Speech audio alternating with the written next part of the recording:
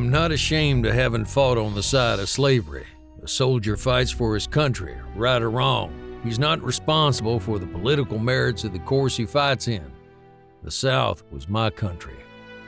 Initially, John Singleton Mosby is opposed to the South's secession from the United States. However, a sense of loyalty to the country he calls home persuades Mosby to enlist as a private in the Confederate Army at the outset of the American Civil War. After serving under William Grumble Jones in the Washington Mounted Rifles and later the Virginia Volunteers, General Jeb Stuart takes notice of Mosby's aptitude for intelligence gathering. Mosby is promoted to first lieutenant and assigned to the general's cavalry scouts. While cavalrymen from both the Union and the Confederacy will develop into invaluable and formidable fighters, at the beginning of the Civil War, Southerners are thought to have a distinct advantage as horsemen. In the less urbanized South, horses are used more for personal transportation, rather than for pulling carts, wagons, and streetcars, as they are in the cities of the North. The Confederate cavalryman, much like Rogers' Rangers and other early irregulars, is more suited for guerrilla combat tactics over rough roads, through unforgiving forests, and all manner of typically unpassable areas, all on horseback.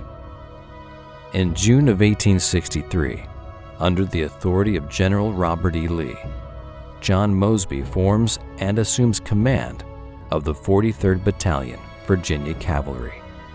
The battalion is later more famously known as Mosby's Raiders. The indomitable and irrepressible Mosby is again in the saddle, carrying destruction and consternation in his path. One day in Richmond, wounded and eliciting the sympathy of everyone capable of appreciating the daring deeds of the boldest and most successful partisan leader the war has produced. 3 days afterwards, surprising and scattering a Yankee force at Salem as if they were frightened sheep fleeing before a hungry wolf. In 1862, the Confederate Congress had passed the Partisan Ranger Act in an effort to stimulate recruitment of irregular soldiers. Throughout the rest of the Civil War, Mosby's Raiders, often under cover of night, execute small raids with units of 20 to 80 men behind Union lines. Their objectives complete, the partisans then swiftly retreat, often dispersing throughout the area and hiding on farms or in areas that are sympathetic to the rebels. In 1906, John W. Munson, one of Mosby's raiders, publishes a memoir detailing his life and exploits with the raiders, including details about their uniform requirements, or lack thereof. Something gray was the one requisite of our dress, and the cost of it mattered little. Much of it was paid for by Uncle Sam out of the money we got from him directly and indirectly. Only when performing raids are Mosby's raiders sporting anything resembling the proper Confederate uniform. The tactics used by the raiders often make traveling in uniform a hindrance. The mounted guerrillas of Mosby's raiders, though essentially cavalrymen, also hold little regard for the traditional weaponry of combat on horseback. Unwieldy and inaccurate while riding, the musket proves more useful in the hands of Mosby's raiders as a club when pulled from the hands of a Union cavalryman in a skirmish. Instead, Mosby's men each carry 2 44 Colt Army revolvers, and when the Union forces begin to notice their usefulness in the hands of the partisans, soon Northern cavalry units begin to favor the pistol as well.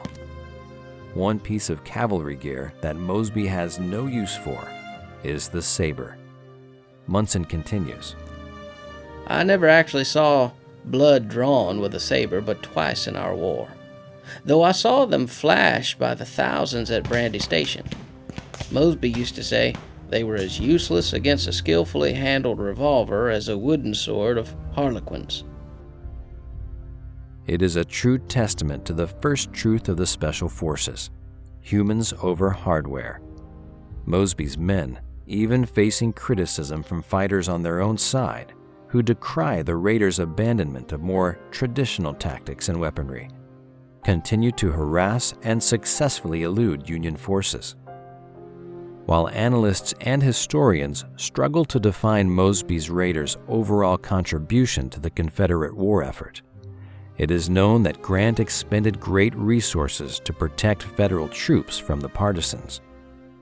After Mosby and his men derailed a train and captured $170,000 of Federal payroll, it becomes necessary for the Federal troops to guard every wagon train, railroad bridge, and camp with enough active and efficient men to prevent Mosby from using his 300 raiders in one of his destructive rushes at any hour of the day or night.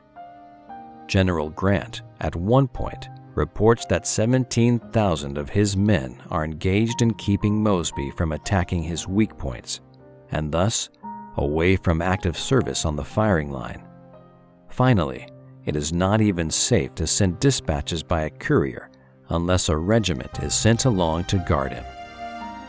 While the raiders definitely proved themselves a force to be reckoned with, the Irregulars still face the same criticism given to earlier such units. As with Rogers' Rangers during the Revolution, much of it from their own side. In 1864, bowing to pressure from high-ranking Confederate generals, the Confederate Congress deauthorizes partisan or irregular units, allowing only 2 to continue its operation. One of them, of course, is Mosby's Raiders. This distinction is short-lived, but soon replaced with another. The following year brings Robert E. Lee's surrender at Appomattox. Shortly thereafter, Mosby contacts Union Major General Winfield S. Hancock to negotiate a surrender in Winchester, Virginia. When the two men are unable to come to agreeable terms, Mosby instead decides to disband the 43rd Battalion, effectively never surrendering. Mosby speaks to his troops on April 21, 1865. I disband your organization in preference to surrendering it to our enemies. I am no longer your commander. After an association of more than 2 eventful years, I part from you with a just pride in the fame of your achievements and grateful recollections of your generous kindness to myself. And now, at this moment of bidding you a final adieu, accept the assurance of my unchanging confidence and regard. Farewell.